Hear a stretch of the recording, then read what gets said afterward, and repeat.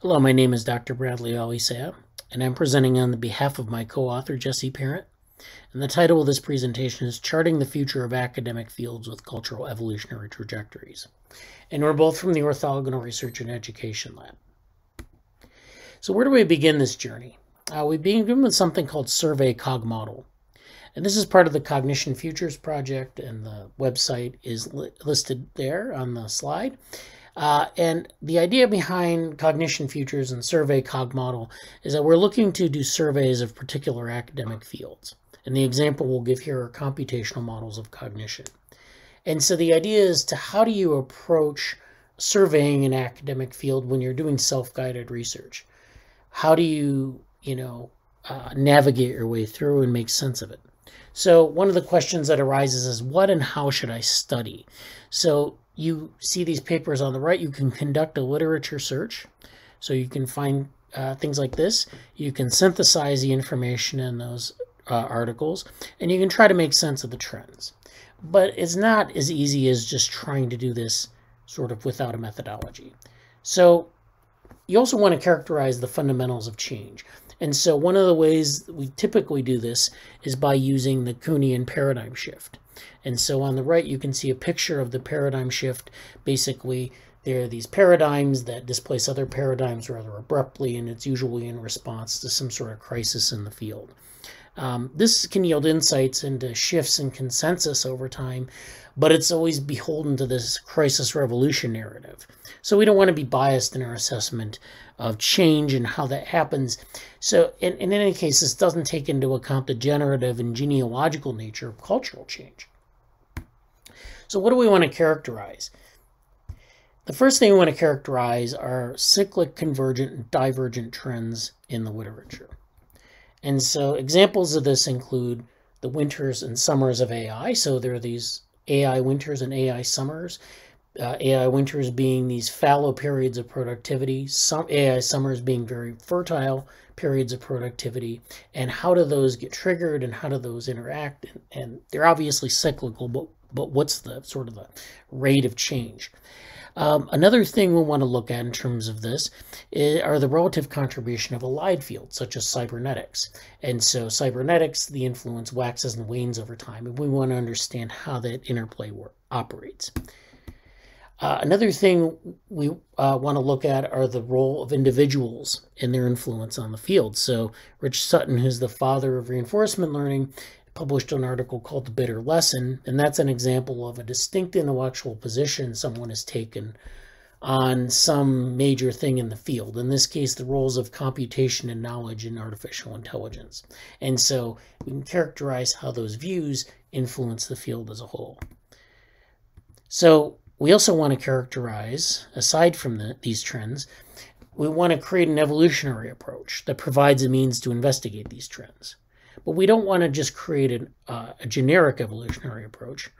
We think that the evolution of academic fields is an act of cultural evolution. So it's distinctly a cultural phenomenon.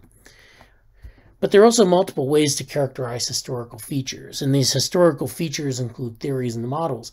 We can't just say that they evolve via some single mode of cultural evolution. There are many ways, many modes of transmission, modes of regulation that occur. So we want to understand those as well. So we continue on with this question. What has led to the evolution of theories and models across various scientific fields? And how did these features frame their historical trajectory? So what kinds of ancestral forms lead to theories and models? And then how do they all get framed in historical trajectory? So the first possibility for understanding this is to recognize that each field has its own personalities and historical context, generating a large number of potential trajectories. That's basically what we said in the last few slides. But the problem is that doesn't give us a means of understanding systematic change. So that's not really a good explanation. Another explanation or framework is that history converges on the same answer over time due to the universality of certain truths. So you might say that our study of nature led us to Darwinian evolution, and it was inevitable because Darwinian evolution is a universal sort of explanatory framework. which may be true, but it also doesn't give us information about things that maybe led up to it, or subtleties in the field, or maybe where the future lies. So that's not a very good hypothesis or overview either. So what is the alternative hypothesis to these two? The alternative hypothesis is to use a phylogenetic approach. So in this example, we see a timeline of an academic field and its evolution. And so we can see all these little branches coming off of the main timeline. And so given the timeline of an academic field, what do the patterns of common ancestry, multiple origins, divergence, and reticulation look like? So you can see that their origins here, their reticulation points, their branching points, their multiple origins. These aren't labeled with specific ideas, but you see that there's a lot of evolution, a lot of branching, a lot of reticulation, a lot of dead ends, and then you end up with a couple of maybe consensus views at the end of the process. We're dealing with branches versus cycles, and so we're dealing with common ancestry and branching versus reticulations and the integration of different ideas. Now, one way of representing intellectual connectivity, as we would see in the reticulations or in the cycles, would be citation networks. So here's a citation network where we have a single paper, like we saw in slide 2, and we take out different pieces of information. So we can look at related records, we can look at citation history and frequency, or we can look at other associated references. But this doesn't give us enough information to talk about the evolution of concepts and ideas, although they're useful in other ways. So a better way to approach this from just a generic citation model is the dual inheritance model. And so we'll introduce here two distinct modes of inheritance. One is the genealogy, which is a directed acyclic binary graph. And this, if you recognize this as a phylogeny, this is where you have only branching. So you have some common ancestor, and you have descendants that arise from that common ancestor that have shared characteristics but are unique evolutionarily. Then the other mode is peer-to-peer transmission. So peer-to-peer inheritance are maybe a bunch of scholars in a room talking amongst themselves, citing each other, debating, whatever, and they're all connected with this bidirectional tripartite graph. And it doesn't have to be tripartite, it could be bipartite, where you have just layers of different collaborators and things like that. The point is that there are nothing but cycles in this graph, and there's nothing but branching in this graph. But these are the two modes of inheritance that we want to focus on. So the genealogy, in terms of genealogy, we can say that concepts can be inherited from a common ancestor and thus be related to similar concepts. So similar concepts have a common ancestor. The common ancestor gives rise to many allied concepts. The peer-to-peer mode of transmission, by contrast, is that concepts are shared and recombined across networks of peers.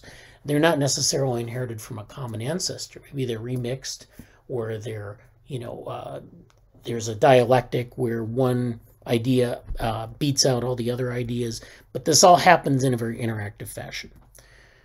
So what exactly is inherited from the literature in terms of like the scientific literature, in terms of citations? What is inherited? What do we mean by that? And what's the level of analysis of a concept?